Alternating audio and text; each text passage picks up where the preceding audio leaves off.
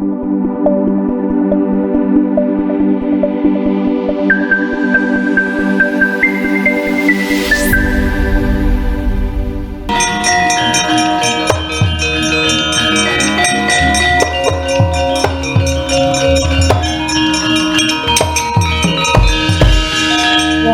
sapa?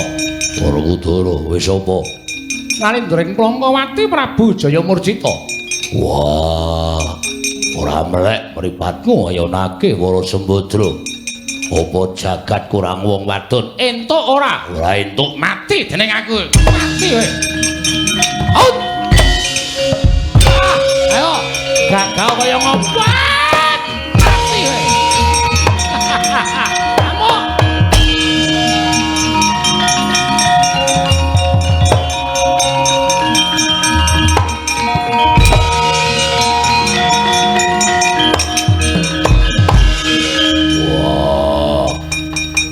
Ratu cilik wae kekuatane ngedap-edapi ngantem dadaku nganti sengkel ambek aku.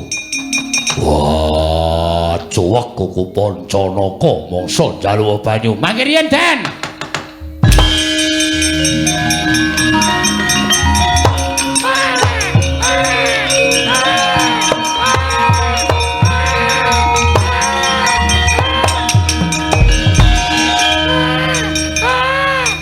Mangke riyen, Den. Niki Kang Putra nangis terus ngenten iki pripun? Wah, mbok kapake. Ora iso ngomong. Batur model apa? Kocek. Malah getah-getah wae ora ana apa-apa. Niku sing gawe nangis niku dudu kula. Ning panjenengan budal perang niku wau terus ndara sinten iki? Bimanyu nangis. Dimiki ibuke ra gelem ngroncal-ngroncal pengen medhun saka gendongan. Terus sinuwun Ndarawati dawuh kali kula, "Petro, Bimanyu gawanen susulna bapakne maju perang." Bapakne sapa?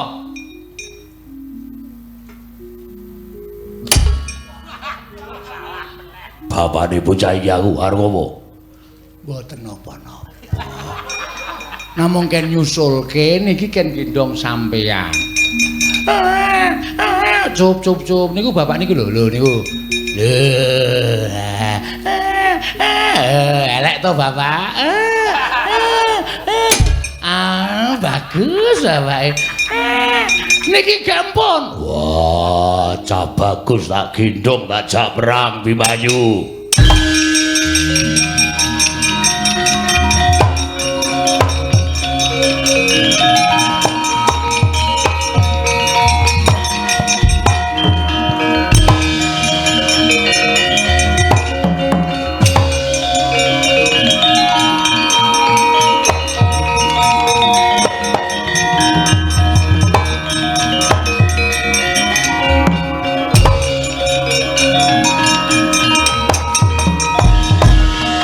Gendong dening Sang Werkudara nalika semanten kalaning jagat gawaning para dewa.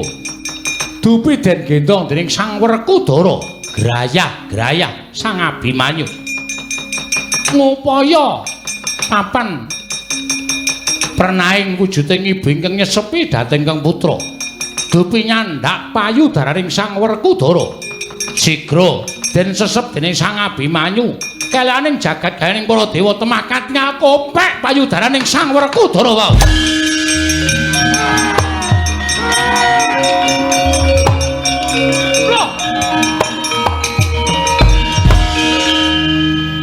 Kok dadi mlentrong semua. Wela putrane bareng nesep, bapakne kok anteng. Nduk. Wedian mempeng tenan. Kula tumbaske BH. Gah. Niku ketoke nek miturut kula sekitar 36.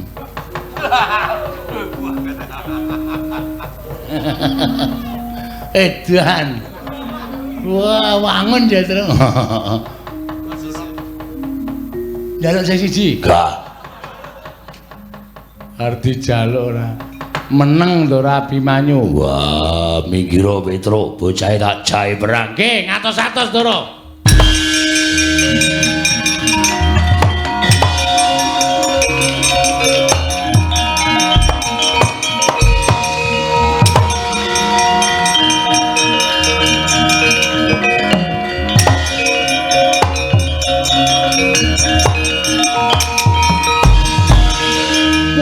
Bagian prajurit tatanan panah, panah. Oh iki.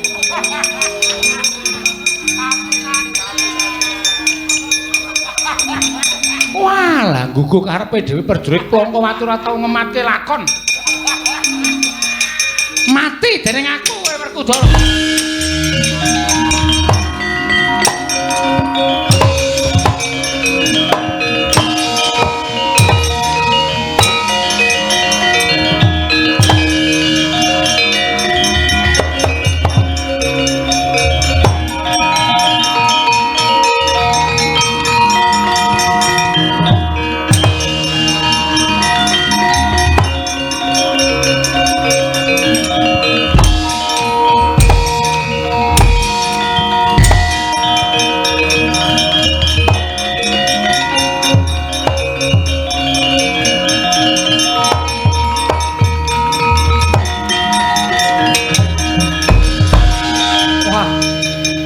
Saya kaprawiran bayi wingi sore dienggo nangkis wujuding panah.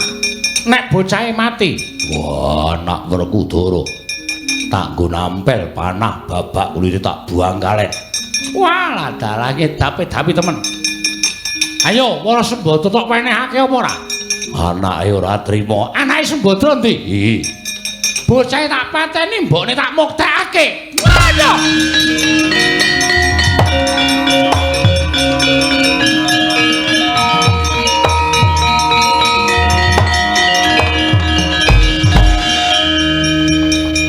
Gempung Sang Werkudara nalika semanten datane nget bilengkeng dipun obat-abitaken tanolian kejawi amung Sang Abimanyu parandene keparenging Jawata eling-eling turasing satriya digdaya mestaka dendu lan mestakaning Sang Prabu Jayamurcita parandene mestakaning Sang Prabu Jayamurcita pecah dadi sawalang-walang sirna margalayu manjing angganing Sang Abimanyu.